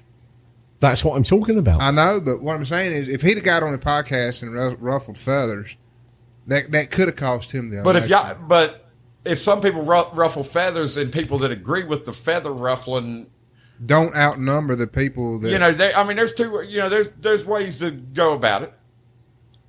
Oh, we did it with both feet in and kicking and screaming, and I'm not going to. I will absolutely not apologise. You mean for a that. billy goat? You know, I so won't tell that on you. I think where you're going with that, with the outcome of the Rocky Mount Council, and I'm hoping we're going to make a change, and I'm seeing it already. That change has been positive. Okay, I think there's more steps to make. I want people to elect people as our representatives, as a constitutional republic should do, is to elect people that will represent our opinions and how that we would like our lives led in those principles. The wheel that squeaks the loudest gets the grease. So, if you go down that road, if I'm going to ruffle feathers, I'll be the first one to kick someone in the nuts and go, "You're wrong. I don't agree with what you're doing. I disagree with your principles. I disagree with your political aspirations. I disagree with Marxism. I disagree with critical race theory. I disagree with how you are subverting critical race theory with something that you think is equity in education." Right, so now we're getting down to the nitty gritty of this, and we're talking about administrators. I'm not talking about elected officials, right? So the elected officials, right, are a little bit scared about, putting themselves out there and being held accountable. The ones that are already elected on. Absolutely. Now we've stuck with them for 4 years, and they now play the tune that the administrators are whistling, not what their citizens have voted them to represent. So now we've got, I don't know what you call it, but there's something imbalanced where the administrators behind the town council, the administrators behind Franklin County, I'm not talking about the elected officials. Not in any way, shape or form here, and this is really contentious, and this is what we need to focus on, is the administrators behind these organisations are actually calling the shots, and they're not the people that we've elected to represent us. I mean, kind of like how the ATF just decides on their whim. Oh, Well, that's now a machine gun. Yeah, well, that's a that, short-barrel but rifle that's a federal issue. But the larger version the of analogy is absolutely correct. The ATF is now putting out their laws and dictates as an unelected rogue agency that can, quite frankly, go fuck themselves. And we've now got. When they drive past the dog park, they get a bunch of chubbies in their pants. Well, of course. Simon, you said something about kicking people in the teeth or punching them in the throat. I'm that guy. And they don't like it. You can't get deported. The fastest way for me to want to punch somebody in the throat is to hear them call what we live in a democracy. It's not. It's not. It is a constitutional republic. Hallelujah, brother. We need to. When I sit in a school board and hear a member of the school board say, "Oh, something about our democracy," Mm-hmm. Can you? You know what? I tell you what. I tell you what. Who was that person? Let's not. No. Let's, You can tell me the name. I don't live in the county, so it works. And that person has no business holding public office. All democracy don't. is two sheeps and a wolf, or two wolves and a sheep voting over what's for dinner. You know what I mean? Well, it's mob rule. Right. So now we come into local politics, and I do not give a shit who I upset with this. Right. And here it comes. Penny Blue was thrown off the school board for a damn good reason, right? Because she is a racist, bigoted, nasty piece of work. All right. She is someone that has no business holding public office, and on the school board, you need to hold yourselves accountable. And I said this on a podcast before about having her now being a substitute teacher who somehow miraculously got voted on, and no one will tell me who voted for her to be on that position. It was in a package deal. And supposedly they didn't know what they were voting. And they had no idea what they were voting for. So as far as the school board is concerned, as our elected officials, they voted someone in, right? They voted someone in, and they had no idea who they were voting for. My question is, why did they vote her in? Because they didn't know. They didn't know. What I'm saying is, why did they vote her in? Even if they didn't know, they were voting her in. That sounds fishy to me to begin with. Now I have to be careful, and I'm not going to throw punches at nobody. But when I go for a job interview, I fill out an application. When my wife got hired, she filled out an application. When Billy got his truck driving job, he filled out an application that represented your credentials. Right. So why are we, and this goes for anybody, I'm not just doing Penny Blue. Why are we, our school board, are they voting on a package that they know nothing about, or they won't explain it to us, and voting to have a substitute teacher in that package? That makes no sense to me. I mean, if I wanted to go get a job as substituting, I would have to show credentials, and I would have to fill out an application. From my understanding, she was voted in as a substitute teacher. There was no application filled out.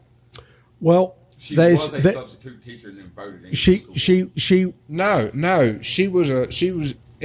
was a school board member. She got voted out, and now they, from what I have heard, they voted on the package and didn't. It was kind of a last minute deal, and they spent whatever time it was that they're supposed to spend discussing it in their private sessions, and still nobody knew what the whole package was about before they voted on it, and hiring her as a substitute teacher was in that package. That sounds like pork. That's total horseshit to me. Absolutely. And I'm not just, Penny Blue's one thing. I'm talking about, and look at, they're doing that stuff at the town council too. Voting on stuff, voting on packages instead of one item one item votes. They're voting on packages, and some of them don't even bother to read it. They just read what they want to see, and like, yeah, that's good enough to vote on. Vote it in. Well, next thing you know, you got $200,000 on blowing smoke up Joe Blow's ass because it makes him feel good. Yeah, but this is the problem. What? Yeah. Our problem is that we vote our elected officials in place as a constitutional republic should. They don't represent us. They are not answerable to us during their 4-year term. They do things that are under the table. They can't account for, And that, They that's can't wrong, because if I do stuff on the table and they find out about it, they want to nail my nuts up on the wall. right. They can't Rules retract. for me, but not for me. I said to our district elected official, well, why can't you unelect her? Oh well, we'll just. I've got to be a little bit careful. But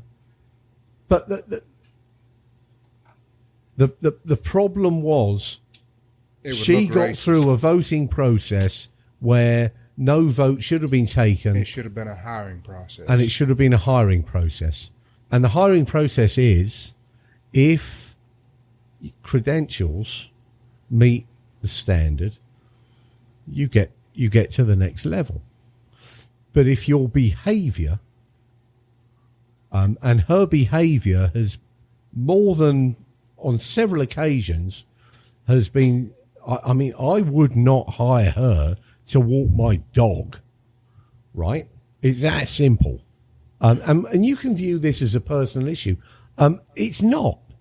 It's not a personal issue. She has no business influencing or being in a position to influence our kids in a system that we as taxpayers have control over. But guess what? We don't. And that's totally unacceptable. And the administrators behind not just the school board, right? Because I'm not talking about all the 7 districts that we elect as representatives. They've got absolutely no control over this because the administrators are playing a tune. And is that not true of Rocky Mount Town Council? Is that not true of Franklin County Board of Supervisors, where the administrators are actually not beholden to the elected officials? The elected officials are beholden to the administrators. And that is fucked up. That's happening in every small town, every big city. I mean, Look at Loudoun County. everywhere. Yeah. Look at Loudoun County with their shit that was going on I'm last year. telling you what, if I was that dad, that'd have been a whole different ball game. He Absolutely. got arrested. I know he got arrested. I got arrested for a whole different reason. It'd have been a whole different set of reasons for me getting arrested. I'm gonna tell you what, if that had been my daughter, I'd have clamped his nuts in a vice welded the handle of the table and set the shop on fire. This is your daily reminder to not abdicate your responsibility as a parent to letting the state take control of your children's education. Thank you very much. Government only has as much authority as we let them pretend that they have. The second that you stop playing by their rules, they become fucking powerless. Well, that's why, to some degree, you always got to find a silver lining in everything. And for the whole COVID bullshit, lockdown nonsense, the silver lining was parents were now in the middle of that classroom. They all saw what was going on. And all of a sudden, now we're starting to pay attention. Oh, we're what's starting this book to listen. that my kid's able to take out of the library? Oh, cool. It's telling them about everything they shouldn't be knowing about when they're 2 years old or second graders. I wasn't going to say this, but I sat in a school board meeting one night, and I heard a teacher say, "I'm gay, and I encourage my students." Let me put it in their quote. "I'm gay, and I tell my students they should explore their sexuality." A teacher has no business saying that, whether you're gay, straight. It doesn't matter. I don't want. That's all I don't I'm want. gonna say I don't about want some I'm straight looking at this man, blunt some object creepy on ass Amos's wall saying, right now. I wanna to figure a out who this kid, fucking you should teacher explore is. your sexuality. What? Nobody. It doesn't matter. You see what it is. That ads?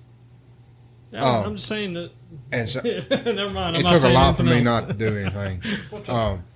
I know you. I'm in a very You're in a difficult spot to voice that opinion. But tell me about this state of Appalachia. State of Appalachia. I'm flying the flag, baby. So is Simon. So am I. Up in the studio in Rocky Mount, we all have the. We all do. I'll have the flag flying. Have you not listened to the first episode? I did, but dude, It's I was 4 hours long. I combining, don't blame and it was playing in my ear, and I was listening to it, and I was watching what I was doing. So I You can't- should honestly, though, Go back and go listen back to it. when you got a little bit more time to pay more. Definitely explain it. So but Billy explained to me that this guy's showing up and wanting to add more. Gave me a quick rundown before we did the first podcast, and I was thinking to myself, that is the dumbest shit I've ever heard in my life. Well, like all great relationships, we met on the internet. And so You swipe then right. we did our podcast, and by the end of the podcast, I was like, damn, that makes good sense. The long and the short of it is that throughout the history of Appalachia itself, even back to before America was a country, that you had fellows like ourselves sitting around in rooms, tents, shacks, drinking, talking. Bars. Yeah, we were the dregs of society. Let's admit that. We moved up into the mountains because we couldn't afford the nice plantation land down in Eastern Virginia, so they sent us out to the mountains. Hey, there's some land up there. You can have it. You can have 10,000 acres. You get there and it's a fucking 90-degree angle. Like, oh yeah, that'll be fun to run a cow on. But That sounds like West Virginia. parts of Simon, Floyd's County. is that where you're originally from? Is that why one leg's a little shorter than the other? You walk with a cane. I only turn to the left too because I'm a NASCAR guy. No, I'm not. He's making a left turn. He's making another left turn. They're making another left turn. That's why I like Formula One, by the way, and it's coming to the USA. God bless them. Hey, on these government-built roads, though. speaking of Could coming be to tricky. the USA, that other Englishman I was telling you about, the one, it's crazy. Every person I've met, like you were saying, from a different country, especially the English, seem to have a very opinionated opinion on the way the United States is heading. Renee, you missed this. We already had this conversation a little bit earlier. And I wanted to drop this to you, Simon, tonight, so you can be thinking about it for our next farming podcast. He said that there's something coming to the United States. The older generation of dairy farmers won't have to deal with it, but my generation and younger probably will. It's something called the Clean Feed Bill or Initiative. Where'd that come from? I'm interested in this. Please do tell. Well, I typed it in Google the other night and couldn't find nothing. The only thing that would pop up was Joe Biden's clean feed. It was clean feed, but it was Joe Biden's farming the initiative, something he signed for the farmers or something or another. Well, the farm bill's up for reappropriation.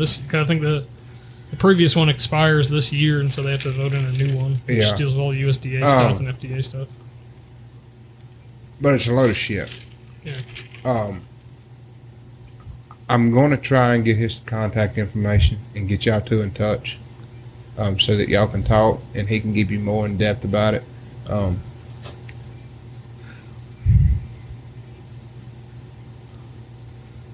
I can't remember everything he talked about it, and he's not willing to have his name put behind it. So he's a coward. No, he's not a coward. It's for the Okay. simple fact of what he does for a living. Putting his name to it will jeopardize his job. Fair enough. But if he's prepared to express his position, we'd be interested. We would be. And so I'm going to work on trying to get him either to come on the show or talk to you. What's his angle? He's exactly like you, very anti-government. Which makes me think he might be government. No, he's not government. just kidding. Trust me. I don't know what you're suggesting. there. We have had people on this podcast before that we've had to be very discreet about, and we can sit down and have a conversation with somebody if they don't want to use their name. I was we going can to say always we're going to bring him in. We as can use Steve. poof. Yeah, we can use pseudonyms or whatever. Steve. Steve will be his name. We can do that. So what's his angle? Who is this? What's his So chat's angle? I can't say too much without saying a lot. Okay. How about after air? After I off can air, do we'll I talk can do it about off air. But he works for a company who supplies a product that a lot of farmers use. And it's coming down the pipeline. Like I said, he doesn't think that your generation or Jamie's generation will really have to deal with it. It'll be my generation And younger. and younger. But basically, so we use a tractor to pack a trench silo. And occasionally there'll be dirt on tires when you start packing. It's not much. It doesn't. I mean, it's not enough to affect the feed, but it's one of the parts was you have to make sure all the dirt is off your tires before you get. No. They have as much authority as you let them certain machines with hydraulics, sometimes a hydraulic line will bust and it'll get in some of the feed.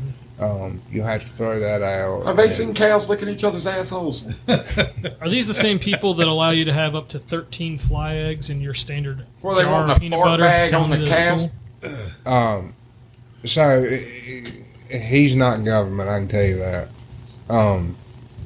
That's one reason why I want. Anyway, listening to him, I had some issues going on with. I had some issues going on with some of my feed, and I was talking to him about it. A wealth of knowledge, and I think you and him would be two peas in a pod. Right on. Very much so. I think y'all would very, very much enjoy a conversation. But yeah, I mean, it was just, it's like, if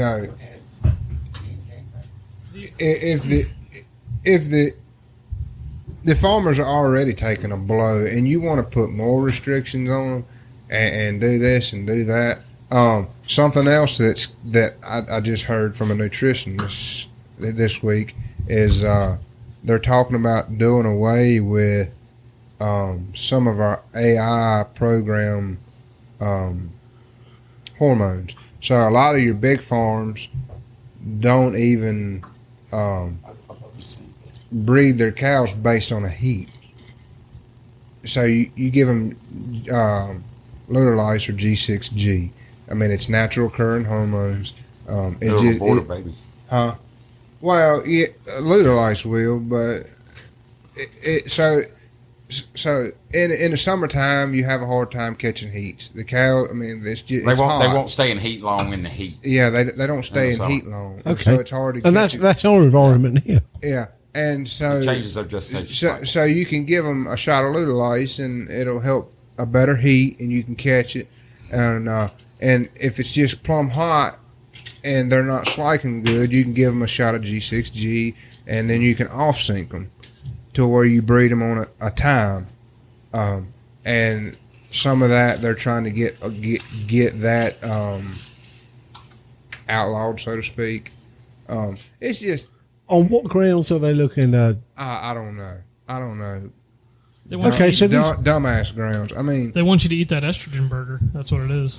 That's exactly what it is. and next time we do the farming podcast, I will. Dude, I've been looking into having the meat tested. come on. You're having your meat tested?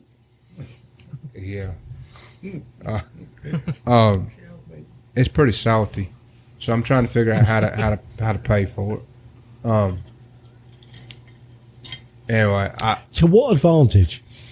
well, just to be able to give my customers the knowledge of the Percentage of fat the content? percentage of fat, the protein level versus what you might buy at Kroger.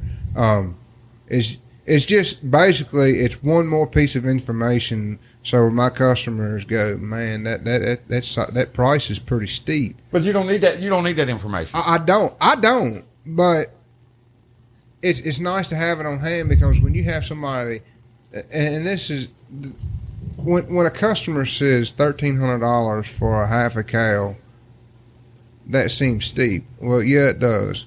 But when you look at it at that point in time, you're getting 250 pounds of meat.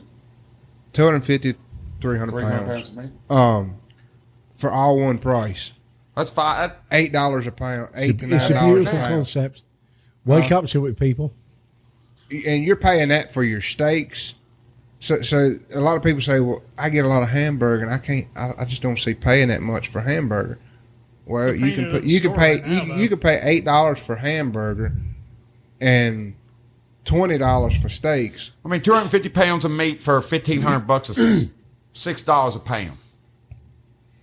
Let's not talk about quality too. You go and you get 10 pounds of beef from Chris or Amos or something right here. Look at it in the package. You patty out that grilled beef to make burgers.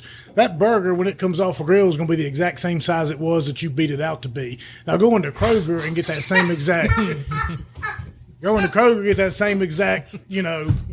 Patties. Thanks. Put them on the grill, and Thanks, they're going to be Billy. down a third to 2/3 of the size you put them on there. So you're also, it's not only you're paying, you might pay a little bit extra here and there. Yeah, but also at the same time, but your quality's better. You're getting more per pound. The meat you're buying is from that calf was born, it was raised its entire life on the same piece of ground around the same cows. It wasn't born on a farm, shipped from that farm to a feedlot that it intermingled with another few thousand cows from across the country, shipped from that to a finishing lot where it was intermingled with a few more thousand, from there to a butcher facility that allows so many parts per million of mice parts in your meat, and that's okay. I'll do you one better. It wasn't unpackaged in the USA. Exactly. Wow. It was raised here. It wasn't shipped from Canada or Australia. Yeah. It was born, it grew its entire life, and it died around the same exact amount of cows, the same environment. You know, that's a big deal. Right here locally too. Yeah, to in me. The state of Appalachia. Amen. I mean, where nobody thought we could make a living, and we was able to raise hogs, chickens, cows. And they've doubted us ever since we came to the mountains. Beat the shit out of the Brits to make a country. That's out of your mouth. When they tried to destroy us in Appalachia time and time again, and that moonshine blood runs strong, son. That's a big reason why I wanted to start the show. The show being 100 episodes in, a big part of it was people getting back to your Appalachian roots a little bit and appreciating where the hell you came from. Appreciate the fact, we've had our tough times. We got some crazy assholes out here that you might want to turn your head around if you're related to. They'll them. turn your head around. But at the end of the day, we fought in some of the craziest wars and turned off, some of the biggest, militaries in the history of the world. We also hold the fought distinction. the federal government in the coal mining wars. We hold the Jersey distinction boy for the thinks first he's place in the Appalachian United States that the United States Air Force bombed. Yes. Blair Mountain. And we also, Yep. the Cold Wars, we also, fought the liquor agents back here in Franklin County. Like They're still doing moonshiners that and coal today. miners have such a, they're so closely No, bonded. it's mountain people. Exactly. But, I mean, like, Period. the toughness, and I come from moonshine country. My wife comes from coal country. My kids have roots from both. I want people to be proud of their heritage. I don't care if you're black, white, whatever. Look, if you're black and you're in these mountains, chances are you probably came here and found yourself some freedom because we just don't have plantations big enough and everybody's so damn poor, the slaves are the kids anyway. Like, everybody celebrate being from Appalachia. So how the hell are we going to keep it? We keep doing stuff like this. We keep coming together. We keep putting stuff out there. Amos, to kind of bring it back around to how we got started on this with, local issues and things like that. People are paying attention. We saw from us. I don't really like the political episodes. I don't. If we did it more often, our numbers would probably be so much greater because that month of October, when all we did was, our numbers had never been better. And we brought on a ton of new people, and I appreciate all those new people. I appreciate all the Patreon people out there at patreon.com/getontap, $3 a month, or more if you want to. We've started to see a rise in people wanting some content out there that is based. People wanting to listen to people that are actually going to sit down and tell the stories instead of just giving one side of it, like the newspapers or the TV stations or the news. People have responded. People are listening. After the state of the farming episode, the second one we did, Gail hit me up at the end of the week and said, this Saturday we had our second best day of sales on that we've ever had, and a lot of people came in there and said they heard us on the podcast. That's great. We're making waves politically, I guess, and don't think we forgot about you. Don't think just because the election's over, for the politicians that are kind of tuning in and listening. I know some of you do, some of you crooked bastards. We Oh, haven't they're forgot. listening. We haven't forgot. Oh, they're listening. We did the whole thing Hello, in fellow October. NSA I don't agents. like doing it. I like doing shows like this, like, talking to more random, unique people. I don't want to sit there and waste my time talking about how bad you screw up, but we haven't forgot about Chris, you. you know how We're going to come find you again. We hadn't forgot about you. We still got some stuff to talk about. Chris, we still got some stuff you know to how talk I know about. we're winning? How's that? The mountains are winning. Well, we got a Brit and a Jersey boy sitting here. People move. People With like mountain this. men. Yeah. Mountain men. Amen. Maybe this October we just need to donate every podcast. We call it like Political October or some BS name, and just get it out. Just get it out there. Everything that's going on, and then move on. Yeah. And make it a yearly thing or something. Well, we can only affect, and I've said this again and again, we can only affect local politics. That's right. All right, we can't influence DC. We can't We can't even influence influence DC. Mordor Right? on the Potomac. We absolutely we cannot influence Richmond, but what we can influence is Franklin County. Amos, I'm going to hang out up here more often. I ain't had a drop of cell phone service since I got here. It's a beautiful thing. Man. Yes. I think now that we've established that we can impact local politics with regards to Rocky Mount, and I think we have. I don't think anyone can be in denial of that. People definitely tuned in and listened. I think numbers we don't can. lie. I think we can influence county politics, and I'm not saying. And I did say this. I said this before. Board of supervisors, we're coming after you. No, I would like to say that board of supervisors, we need to hold you more accountable to what we think you should be doing. And when I say that, I'll give a couple of examples, and I'm only going to hold it to two, and then everyone else can blast in and either shoot me down or say, you know what, you're on a good I'll thing. give you one. We've got 14 service trucks in the fire and EMS that are what they call out of date. How the hell do we plan on replacing 14 Every vehicle Fire I got tru- said, dude. fire trucks and Well, we're spending how many bloody millions of dollars in Union On that Hall, one station. or is it Glade Hill? well, I mean, Oh, that place is magnificent. There is no reason. You mean the Taj Mahal of Franklin? I have County? driven Oh, well, by I a few mean- times and seen it starting to get developed. I'm like, Glade Hill doesn't have the call. I want everybody but down do there. you know what it was originally for? What's that? Public safety. Well, it's all about lake development as well. So It was originally for public safety. Public safety was going to occupy that building under the Glade Hill Fire Department. They were going to be running a few trucks out of there, but public safety was originally, and people caught wind of it, and they've had to change that some. I don't know how much. Either way, it doesn't matter if the building's for public safety, for Mason meetings, or whatever it is. There is no reason whatsoever that building and that should cost the money that it cost. The money that they proposed. It's too late. Asinine. It is Sure it asinine. does. Regardless. It's too red late. tape. That's why I that understand bridge, that bridge that they used, the signs to hold the damn gravel up, cost us probably damn $1 million. yeah, it's an absurdity. And then nail signs up to hold the gravel back. Do what? But hey, Oh, God, Chris. yeah, you got to see this photo. It's pretty good. I ain't lying. Yeah. So what, It got all that goes back to the state of Appalachia. Local people, Appalachian people, start listening to their local politics, or start tuning into what's going on with their local politics, and we can change it. Alrighty, folks, that is the end of part one. We will be releasing part two next week. If you would like to hear part one in its entirety, go to patreon.com/getontap, where you get our entire episodes uncut, uncensored, fully all the way through before anybody else. The shows that we split up into two, you'll get the entire thing. It's only $3 a month minimum. Pay a little bit more if you'd like to, but that way you get all the shows early, subscriber only content.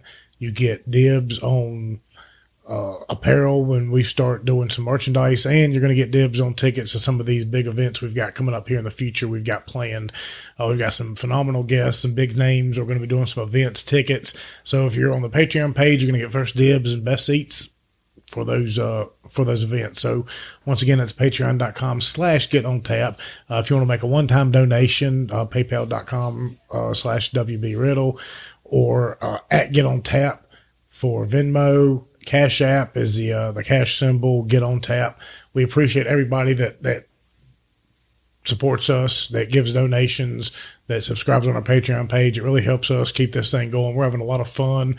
We enjoy bringing you some of these guests and some of the people we've got coming up in the near future, and we really know you're going to enjoy this kind of stuff. So we certainly appreciate all that. Thank you for everybody that made this 100th episode possible, for the Holwell Grace Band, for being our musical intro and outro for most of these shows, this show specifically, for Corey Hunley, and Up on the Mountain. We typically do our Woodshop and Callaway shows with that intro to try and spread the love around a little bit. But for everybody else out there, 100 is really, really special. We certainly appreciate it. And tune back in for part 2. You're really going to like it.